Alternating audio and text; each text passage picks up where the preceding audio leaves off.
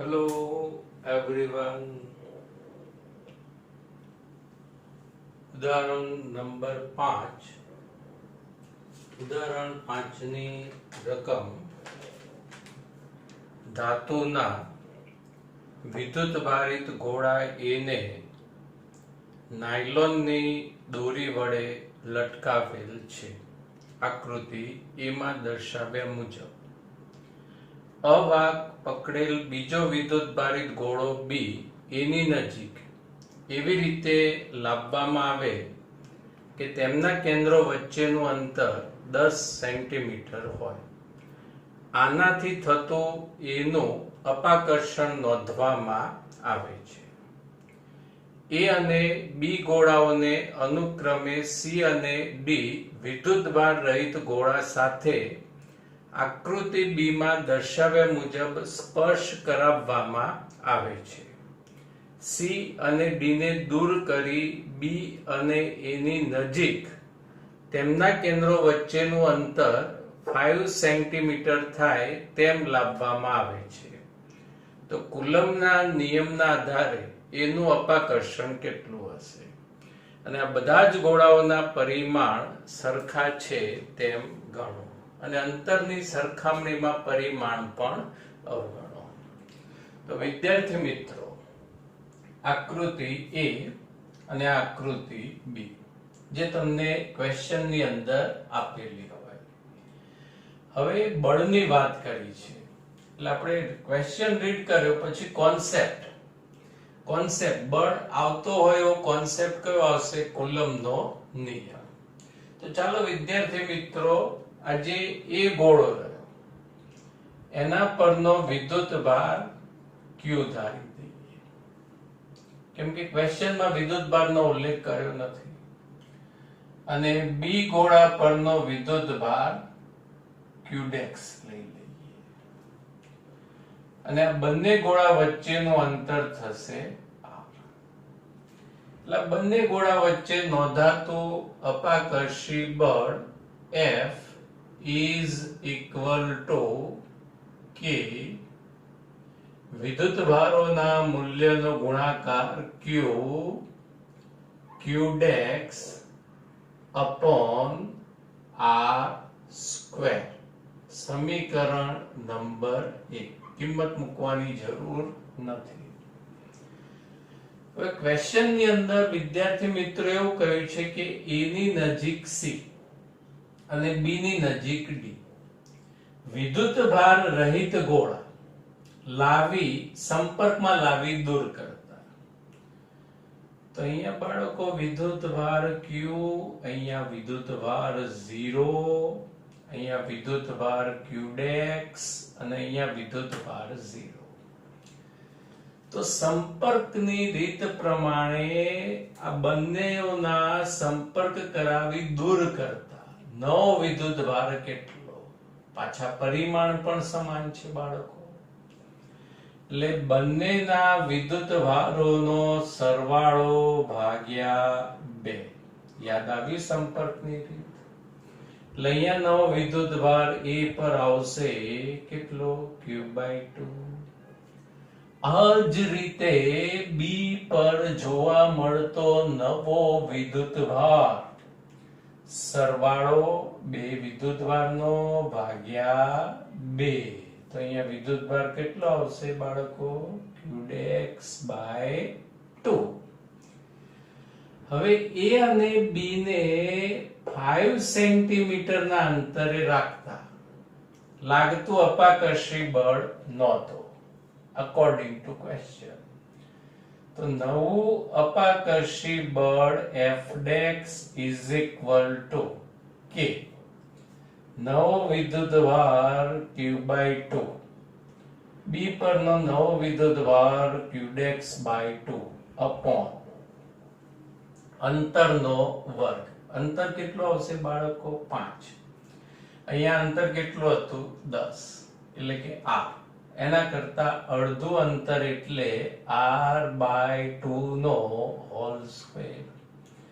એટલે અહીંયા વિદ્યાર્થી મિત્રો Fdex is equal to K Qdex by 4 r square by 4 cancel, એટલે r square is equal to, આ રિઝલ્ટ રહ્યું એ તો સમીકરણ 1 ના જેવું જેવું થયું, એટલે f dx is equal to f.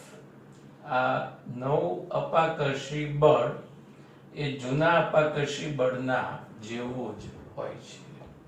તો વિદ્યાર્થી મિત્રો, આ એક્ઝામ્પલની એપ્લિકેશન MCQ ની અંદર પૂછી શકાય.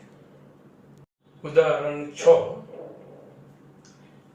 L લંબાઈના સમબાજુ ત્રિકોણના શિરોબિંદુઓ પર 3 વિદ્યુતભારો Q1, Q2, Q3 દરેક Q બરાબર મુકેલ છે. તેવા મુકેલ છે તે આકૃતિમાં દર્શાવ્યું છે. હવે ત્રિકોણના મધ્ય કેન્દ્ર પર, કઈ જગ્યાએ? મધ્ય કેન્દ્ર પર કેપિટલ Q વિદ્યુતભાર, જેનું ચિહ્ન સ્મોલ q ના જેવું જ છે, તો તેના પર લાગતું કુલ બળ કેટલું હશે? બાળકો, આ પણ ઉદાહરણની અંદર બળનો ઉલ્લેખ કર્યો છે. બળ એટલે કુલમ્બનો નિયમ. પહેલા તો અહીંયા કોના પર કોણ બળ લગાડશે, કઈ દિશામાં લગાડશે, એનું જરાક એનાલિસિસ કરી લઈએ. સમબાજુ ત્રિકોણ A, B and C.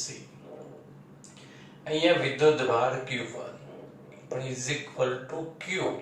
ક્વેશ્ચનમાં કહ્યું છે Q2 is equal two Q અને Q3 ઇઝ ઇક્વલ ટુ પણ Q. ત્રિકોણનું કેન્દ્ર, મધ્યગાઓનું સંગમ બિંદુ, ત્યાં આમના જેવી જ નિશાની વાળો કેપિટલ Q વિદ્યુતભાર મૂકીએ તો એના પર લાગતું કુલ બળ કેટલું? રીત સમજ્યા પછી જો આવો એક્ઝામ્પલ MCQ માં પૂછાય તો તમે આનો જવાબ ડાયરેક્ટ કશું જ લખ્યા વગર નક્કી કરી શકો, પણ રીત સમજજો. પહેલા તો આ Q વિદ્યુતભાર પર કયા વિદ્યુતભારો બળ લગાડશે? તો A પરનો વિદ્યુતભાર, B પરનો વિદ્યુતભાર અને C પરનો. એટલે ટોટલ કેટલા બળ લાગશે? 3. હવે બળની દિશા નક્કી કરી લઈએ બાળકો. બળ કઈ દિશામાં લાગશે? પ્લસ પ્લસ, સમાન નિશાની, એટલે કયું બળ લાગશે? અપાકર્ષી. એટલે અહીંયા આ જે બળ રહ્યું, O પરનો જે વિદ્યુતભાર રહ્યો, એના પર અપાકર્ષી બળ આ રીતે લાગશે. અને આ જે બળ રહ્યું બાળકો, એને આપણે સંકેતાત્મક લખી શકાય F O A. O પરના કેપિટલ Q વિદ્યુતભાર પર A પરના સ્મોલ q વિદ્યુતભાર વડે લાગતું બળ. એ જ રીતે અહીંયા પણ વિદ્યાર્થી મિત્રો ધનાધન ધન અપાકર્ષી બળ O પર B વડે લાગતું બળ, સદિશ FOB. હવે વિદ્યાર્થી મિત્રો એક જ વિદ્યુતભાર રહ્યો, C પરનો Q, O પરનો Q, ધન ધન ધનાધન ધન. એટલે અહીંયા પણ અપાકર્ષી બળ લાગશે, સદિશ FOC. સમજાયું એટલે સુધી બાળકો? કુલ કેટલા બળ થયા? 3. અને કુલ બળ શોધવાનું. એટલે સાથે સાથે બીજો કોન્સેપ્ટ પણ યાદ આવી જાય, સંપાતપણાનો સિદ્ધાંત. પણ પહેલા તો બધા બળ શોધી કાઢીએ અને પછી સંપાતપણાનો સિદ્ધાંત એપ્લાય કરીએ. હવે બળ શોધીએ પહેલા કેન્દ્રથી શિરોબિંદુનું અંતર, O થી A નું અંતર, O થી B નું અંતર, O થી C નું અંતર. બાળકો કેવું હશે? સરખું સરખું સરખું સરખું ઇઝ ઇક્વલ ટુ R ધારી લઈએ સરળતા માટે. હવે A પરના Q વિદ્યુતભાર દ્વારા O પરના કેપિટલ Q વિદ્યુતભાર પર લાગતો બળ, બળ F O પર લાગશે એટલે પહેલા આવશે પૂર્વક અને A દ્વારા લાગશે એટલે પછી A. અને બધાની દિશા અલગ અલગ છે, ડાયરેક્શન એટલે સદિશ સ્વરૂપ લખવું પડે. બે વસ્તુની જરૂર પડે, મૂલ્ય અને દિશા. મૂલ્ય અને દિશા. તો અહીંયા K capital Q small q upon R square. હવે બાળકો દિશા માટે વિચારો જરાક ભૂમિતિમાં શું કરીશું? અહીંયા દિશા આ બળની દિશા ગણાય. બળની દિશા આ રીતની આવે, પણ નથી દિશા x અક્ષની કે નથી y અક્ષની. કદાચ આમ સ્ટ્રેટ હોત તો માઇનસ જે કે લખી દે. તો હવે દિશા માટે એકમ સદિશ કયો લખીશું આપણે? એકમ સદિશ અહીંયા લખીએ A O કેપ. A થી O ની દિશાનો એકમ સદિશ. સમજાયું બરાબર? હવે બાળકો આ જ રીતે O પર B દ્વારા લાગતું બળ, આ વાક્ય રચના આપણે રિપીટ કરી દેવાની.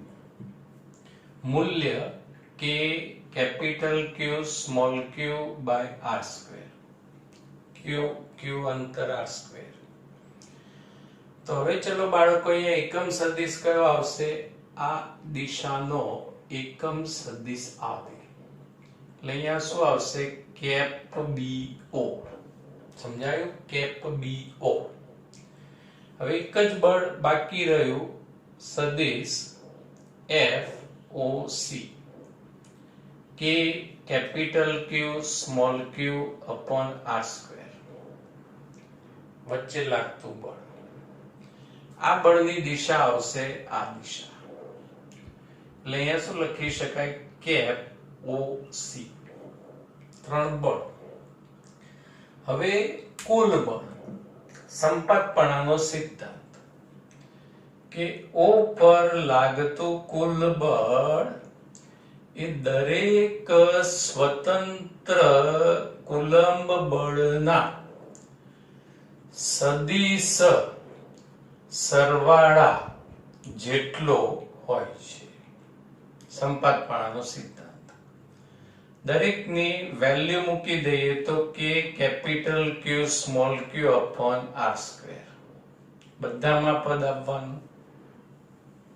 આપણે સામાન્ય લઈ લઈએ એટલે અહીંયા કૌંસમાં પદ રહેશે cap AO plus cap BO plus cap CO. આટલે સુધી સાથે જ છો ને? રહી નથી ગયા. હવે આ ત્રણેય એકમ સદિશનો સરવાળો સમજો ગ્રાફિકલી સ્ટાન્ડર્ડ 11 પ્રમાણે. AO કેપ નો સમાન સદિશ. બાળકો આ ત્રણે એકમ સદિશ છે. આ ત્રણેયને ઓળખો બરાબર. એકમ સદિશ એટલે એનું મૂલ્ય 1 એકમ, એટલે ત્રણેયનું મૂલ્ય 1 એકમ સરખું છે. પછી BO કેપની દિશાનો એકમ સદિશ આ રીતે આવશે બાળકો. આ જે દિશા રહે એનો સમાન સદિશ. અને CO કેપનો એકમ સદિશ આ રીતે આવશે. એટલે અહીંયા મૂલ્ય સરખા છે અને એમની વચ્ચેનો એંગલ 120 ડિગ્રી બધા ત્રણ વચ્ચેનો એંગલ સરખો હોય 120 ડિગ્રી. અને આવી પરિસ્થિતિ જ્યારે હોય, કેવી પરિસ્થિતિ? મૂલ્ય સરખા અને ખૂણો સરખો 120 અંશ હોય, તો આવા ત્રણેય સદિશોનો સરવાળો શૂન્ય થાય. બંધાકૃતિ રચાય. યાદ આવ્યું ધોરણ 11? એટલે અહીંયા કે capital Q small q by r square into 0, એટલે કે ઓ પર લાગતું પરિણામી બળ કેટલું આવશે? શૂન્ય. એક્ઝામમાં કદાચ કેપિટલ ક્યુ ની જગ્યાએ બાળકો ટૂંક્યું કરી દે તો પણ રીત આ જ. અહીંયા 2 2 2, અહીંયા 2, પણ આ રીતે એકમ સદિશોનો સરવાળો કેટલો આવશે? શૂન્ય. એકવાર રીત સમજ્યા પછી બાળકો આને તમે MCQ માં પૂછાય તો જવાબ ડાયરેક્ટ યાદ રાખી શકો છો. ઉદાહરણ 7. આકૃતિમાં દર્શાવ્યા મુજબ Q, Q અને -Q વિદ્યુત ભારોને સમબાજુ ત્રિકોણના શિરોબિંદુઓ પર મૂકવામાં આવે છે. દરેક વિદ્યુત ભાર પર કેટલું બળ લાગશે? Question mark. દરેક વિદ્યુત ભાર પર લાગતા બળનું મૂલ્ય, દિશા બધું આપણે અહીંયા શોધવાનું છે. તો પ્રથમ વિદ્યાર્થી મિત્રો, સમબાજુ ત્રિકોણ એટલે AB BC C is equal to L. લંબાઈ સરખી. હવે દરેક વિદ્યુત ભારની જોડ, હમણાં સમજાવું તમને ગ્રાફિકલી કેટલી જોડો બનશે. લાગતા આકર્ષણ કે અપાકર્ષી બળનું મૂલ્ય સમાન થાય. કારણ સમજજો. Q Q અને આ પણ -Q, એટલે મૂલ્ય તો Q જ થયું. પાછું અંતર L L L અંતર. તો અંતર બી બધા જ વિદ્યુત ભારો વચ્ચે સરખું છે. એટલે જે જોડ વચ્ચે આકર્ષી બળ કે અપાકર્ષી બળ લાગવાનું, એ બધાના મૂલ્ય કેવા હોવાના? સરખા. હવે વિદ્યાર્થી મિત્રો, આપણે જે શોધવાનું છે, દરેક વિદ્યુત ભાર પર લાગતું બળ શોધો. પહેલા જ એ પરનો આ Q1 એટલે કે +Q વિદ્યુત ભાર આપણે ધ્યાનમાં લઈએ. હવે વિદ્યાર્થી મિત્રો, આ જે એ પરનો +Q વિદ્યુત ભાર રહ્યો, એના પર કોણ બળ લગાડશે? તમે ના લગાડતા. કોણ બળ લગાડશે? તો એક B પરનો +Q વિદ્યુત ભાર અને બીજો C પરનો -Q વિદ્યુત ભાર. તો આ બંને બળો અહીંયા સદિશ સ્વરૂપે આપણે દર્શાવીએ. પ્લસ અપાકર્ષી બળ, એટલે આ રીતે બળનો સદિશ બહારની તરફ આવશે. અને અહીંયા લખી શકાય સદિશ F12, Q1 પર Q2 દ્વારા લાગતું બળ. પ્લસ માઇનસ, એટલે અહીંયા બળ કયું આવશે? આકર્ષી બળ. કેમ કે આ માઇનસ છે ને પ્લસ. અને અહીંયા સદિશ F13. ખ્યાલ આવ્યો? એ પર લાગતા બે બળો.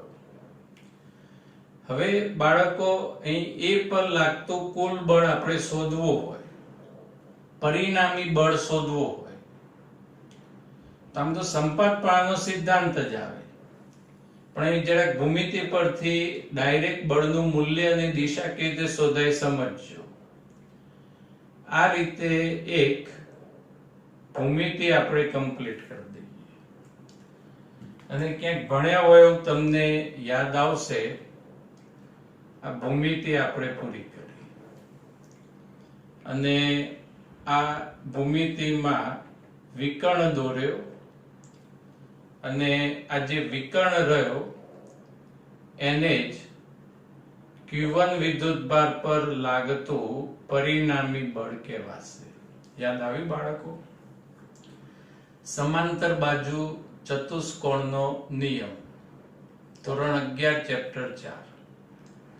આ બે સદિશો જેની પાસેની બાજુ હોય તેઓ સબાચય પૂર્ણ કરો અને એનો વિકર્ણ પરિણામી સદિશનું મૂલ્ય દર્શાવે. તો હવે આપણે એ પર લાગતો કુલ બળ શોધી કાઢીએ. એ પર લાગતું કુલ બળ અહીંયા F1 વડે દર્શાવીએ. બાળકો FA લખવું હોય તો પણ તમે લખી શકો. પછી વર્ગમૂળમાં સૂત્ર, કયું સૂત્ર આવશે તો યાદ કરાવી દઉં. આપણે ઉદાહરણમાં એક રિઝલ્ટ સાબિત કરેલું. પરિણામી સદિશનું મૂલ્ય r બરાબર વર્ગમૂળમાં a square plus b square plus 2ab cos theta. યાદ આવ્યું સૂત્ર? એટલે અહીંયા આપણે a સ્ક્વેર એની જગ્યાએ લખીશું f1 2 સ્ક્વેર, b સ્ક્વેર એની જગ્યાએ આવશે f1 3 સ્ક્વેર. અહીં 2 f1 2 f1 3 cos એમના વચ્ચેનો ખૂણો થીટા 120 હશે. બંને બળ વચ્ચેનો ખૂણો અહીં 60 આવશે, અહીં 120 આવશે. હવે અહીંયા તીરની નિશાની મૂકવી એટલે આ તો થયું મૂલ્ય, તો અહીંયા પાછી દિશા આવશે. તો દિશા કઈ લેવી? તો અહીં ખૂબ વિચાર્યું કે આ દિશા નથી x અક્ષ, નથી y કે નથી z.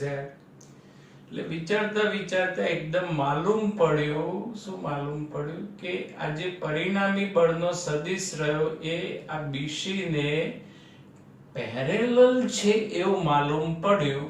એટલે અહીંયા દિશા માટે B કેપ C આપણે લખી કાઢીએ, કેપ BC. સમજાયું આટલે સુધી? હવે અહીંયા આપણે શું લખ્યું કે દરેક વિદ્યુતભારની જોડ વચ્ચે આકર્ષી કે અપાકર્ષી બળનું મૂલ્ય સમાન હોય. એટલે અહીંયા F12 બરાબર F ધાર લઈએ, F13 બરાબર પણ F, અહીંયા પણ F, અહીંયા પણ F. હવે આનું સિમ્પ્લિફાય કરીએ તો વર્ગમૂળમાં f square plus f square 2f square plus 2f square cos 120. બાળકોની કિંમત કેટલી આવશે? તો cos 120 ની કિંમત આ રીતે શોધવાની. અહીંયા લખાય cos 90 પ્લસ 30. કોઈને પ્રોબ્લેમ નહીં હોય? હવે 90 પ્લસ એટલે ચરણ કયું આવશે? બીજું. અને બીજા ચરણમાં ઓલ s sin પ્લસ હોય પણ cos પોતે માઇનસ હોય એટલે માઇનસ sin 30 અને sin 30 ની કિંમત 1/2 માઇનસ. એટલે અહીંયા કિંમત માઇનસ 1/2, અહીંયા કેપ BC. આ 2 કેન્સલ. હવે બાળકો અહીં 2f square minus f square એટલે અહીંયા under root f square cap BC એટલે is equal to root, sorry આ વર્ગમૂળ જતું રહેશે, f કેપ BC લખી શકાય. એ પર લાગતું બળ થયું. હવે બાળકો આ જ રીતે B પર લાગતું બળ આપણે શોધી કાઢીએ. તો બાળકો B પર પહેલા તો આ A બળ લગાડશે અને એ પણ કયું બળ લગાડશે? અપાકર્ષી બળ. અપાકર્ષી બળ. અને એ બળ અહીંયા દર્શાવીએ સદિશ F21. સદિશ F21. અહીં પ્લસ q માઇનસ q વચ્ચે કયું બળ લાગવાનું બાળકો? આકર્ષી બળ. અને એ બળ દર્શાવાશે F23 વડે. Same situation. અહીંયા આ રીતે સબાચય પૂર્ણ કરીએ, પરિણામી સદિશ આપણને મળશે. એટલે અહીંયા Q2 વિદ્યુતભાર પર લાગતું પરિણામી બળ સદિશ F2 is equal to, બાળકો આની આ જ રીત આવશે. આટલો જ ખૂણો 120 આવશે. અને એકમ સદિશ રહ્યો. એકમ સદિશ આ AC ને પેરેલલ આવશે એટલે એકમ સદિશ કેપ AC આવશે. કેપ AC આના આ જ પદો આવશે. સાદું રૂપ પણ આનું આ જ આવશે. એટલે અહીંયા પરિણામી બળ is equal to F E cap C. સમજાઈ ગયું આમાં? હવે એક જ વિદ્યુતભાર બાકી રહ્યો ઉપરનો. C પરનો આ વિદ્યુતભાર Q3. એટલે C પર લાગતું પરિણામી બળ. તો અહીંયા માઈનસ વિદ્યુતભાર આ પ્લસ વિદ્યુતભાર આકર્ષી બળ. એટલે અહીંયા આવશે સદિશ F31. ત્રણ પરિઘ દ્વારા લાગતું. એ જ રીતે બાળકો અહીંયા પણ આકર્ષી બળ જ લાગવાનું અને બળનો સદિશ આવશે F32. આનો સમાંતર બાજુ ચતુષ્કોણ પૂર્ણ કરીએ એટલે પરિણામી બળનો સદિશ આ રીતે આવશે. પરિણામી બળનો સદિશ એટલે F3 is equal to પહેલા મૂલ્ય લખી કાઢીએ વર્ગમૂળમાં a સ્ક્વેર. a સ્ક્વેર ની જગ્યાએ શું આવે F31 સ્ક્વેર, પણ આપણે લખીશું F સ્ક્વેર. પછી F32 સ્ક્વેર પણ F સ્ક્વેર, કેમ કે આપણે આગળ કહી દીધું છે કે બધા આકર્ષી અને અપાકર્ષી બળના મૂલ્ય સરખા હોય. પ્લસ 2 F સ્ક્વેર cos બંને સદિશ વચ્ચેનો ખૂણો. તો બાળક અહીંયા બંને સદિશ વચ્ચેનો ખૂણો કેટલો આવશે 60 અંશ. 60 અંશ. હવે અહીંયા મૂકીએ તીરની નિશાની એટલે એકમ સદિશ. તો બાળકો એકમ સદિશ ઋણ y ની દિશા ગણી શકાય, માઈનસ j કેપ લખી શકાય. પણ બીજા x અને y ના એકમ સદિશોને ખોટું લાગી જાય એટલે અહીંયા આપણે એકમ સદિશ લખીએ n કેપ. સમજાઈ ગયો સ્ટેપ? ઓકે. હવે આનું સાદુરૂપ આપીએ તો cos 60. બાળકો cos 60 ની કિંમત 1/2 થાય એટલે 2 2 કેન્સલ. એટલે અહીંયા આવશે √f² + f² + f² 3f² n cap. એટલે અહીંયા √3f n કેપ. આ C પરના Q3 વિદ્યુતભાર પર લાગતું પરિણામી બળ ગણી શકાય. સમજાઈ ગયું? એક્ઝામ્પલ 3 માર્ક્સ ની અંદર પૂછી શકાય.